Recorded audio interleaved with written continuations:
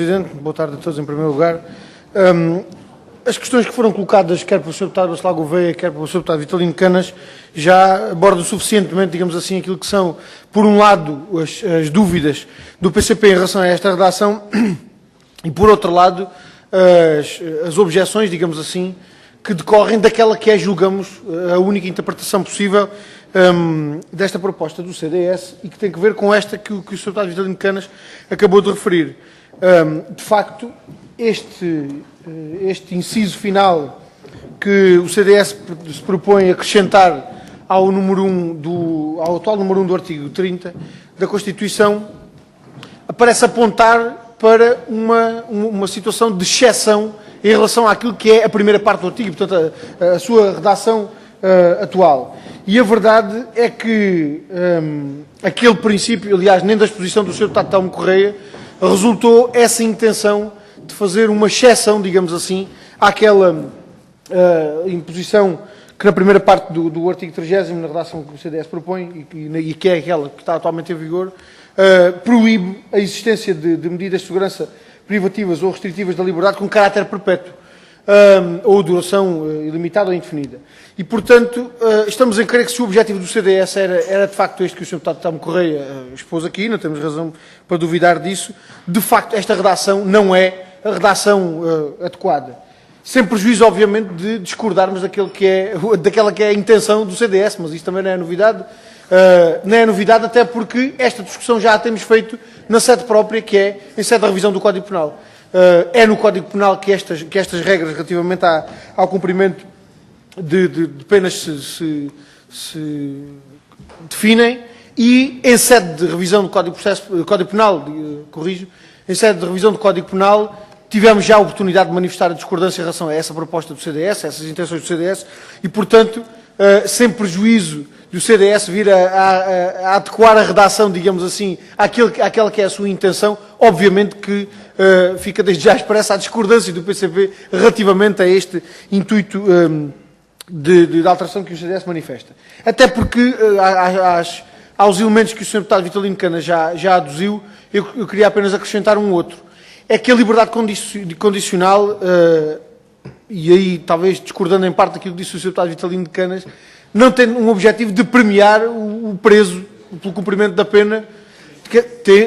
Esse é um reflexo, digamos assim, daquilo que é o fundamento do instrumento da liberdade condicional, que de facto, a liberdade condicional é de facto um instrumento que permite a avaliação daquilo que é um objetivo principal do sistema penal, que é a ressocialização do indivíduo. E a liberdade condicional é um instrumento que permite, do ponto de vista da organização do sistema prisional, aferir da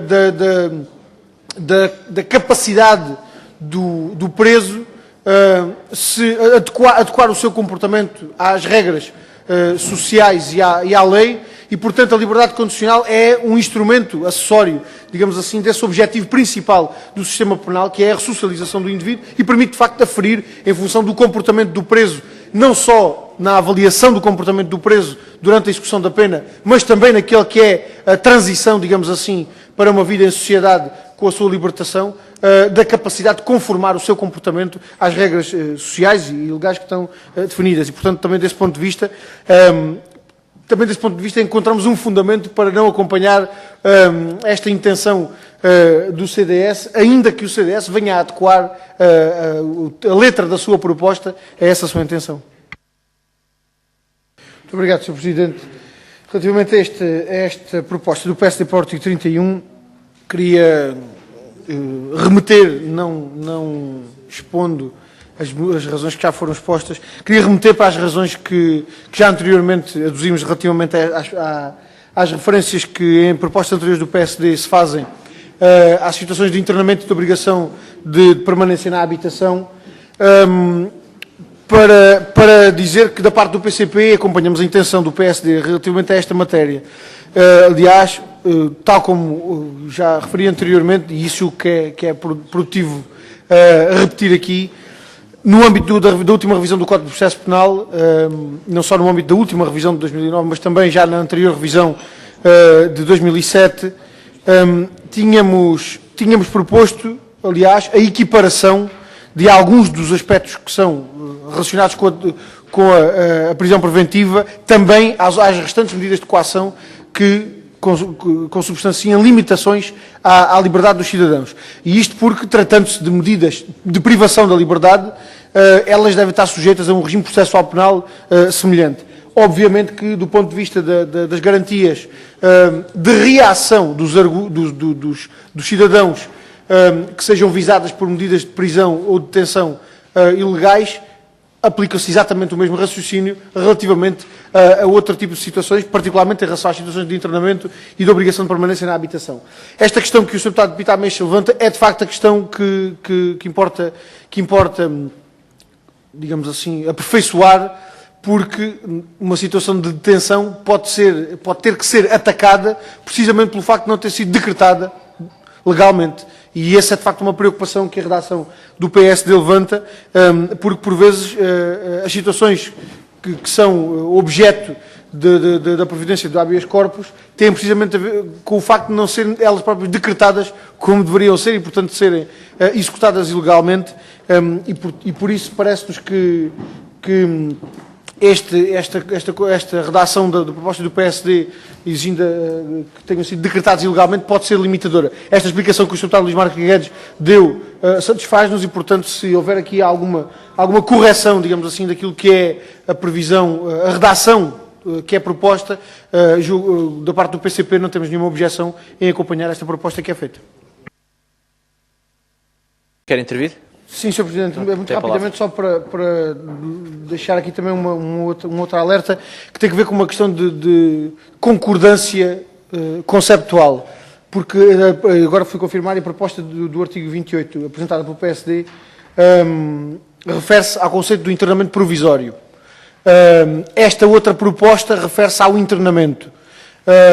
Quer uma, quer outra matérias podem ser objeto de alguma concordância do ponto de vista conceptual, para que depois não tenhamos que lidar com interpretações que apontem para considerações diferenciadas consoante se trata do artigo 28º, consoante do 32º, porque estamos em crer que a realidade a que ambas as normas se destinam é a mesma. É certo que no artigo 28º, estando a tratar de medidas de coação, particularmente medidas de coação privativas da liberdade, sendo medidas de coação, elas têm à partida um caráter provisório e, portanto, têm esse caráter limitado, digamos assim, da duração do internamento, é mais óbvio. Ainda assim, em relação a este artigo 32º,